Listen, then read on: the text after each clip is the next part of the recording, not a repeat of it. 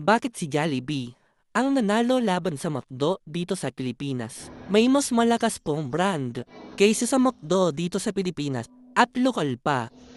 Gusto bang malaman kung paano nila ito nagawa? Alam mo ba ng Jollibee ay hindi agad nang simula bilang fast food at mas nauna pa ito kaysa McDo dito sa Pilipinas?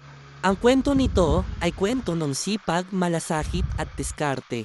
Isang local brand na tinalo ang manahigante sa industriya. Noong 1975, si Tony Tan Kap Chong, isang Filipino-Chinese entrepreneur, ay nagbukas ng isang ice cream parlor sa Quezon City. Ang pangalan, Jollibee.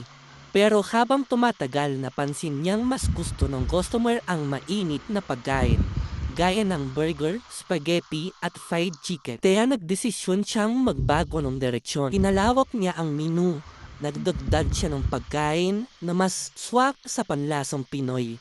May tamis, may alat, at may lambing. Dito na nagsimulang makilala ang Jollibee. Hindi lang dahil masarap ang pagkain, kundi dahil naiintindihan nito ang kultura ng Pilipino. Noong 1978, naging opisyal na fast food restaurant ang Jollibee. At alam mo ba, pa lang, nahingitan na nila ang McDonald's sa local hills. Mula sa iisang branch, nag-expand sila, nag-franchise, nag-invest, training, quality at service, hanggang sa naging parte na ng bawat bata, pamilya at okasyon ang Jollibee. At hindi lang sa Pilipinas ngayon, mayroon na ang Jollibee sa US, Canada, UAE, UK, Singapore at marami pang bansa.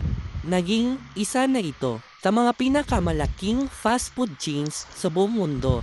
Dala ang tatak Pinoy. Ang kwento ng Jollibee ay hindi lang tungkol sa chicken o burger. Ito ay kwento ng diskarte, pag-adjust, at pagmamahal sa customer. Mula sa maliit na ice cream shop, naging simbolo ng tagumpay ng isang Pinoy na may pangarap. Kaya kung may negosyo na yon, tandaan mo, walang maliit na ideya kung malaki ang puso, gaya ng sabi ni Tony Tan Kap Chong.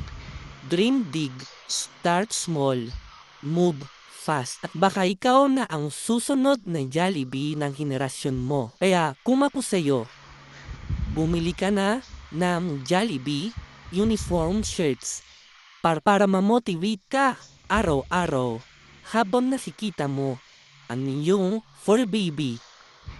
I-click mo na ang online shop platform. Pwede sa Shopee, TikTok, or Lazada. At marami pang design na pwede mong pang pilian. Iba't ibang uniform. Check out mo na yan.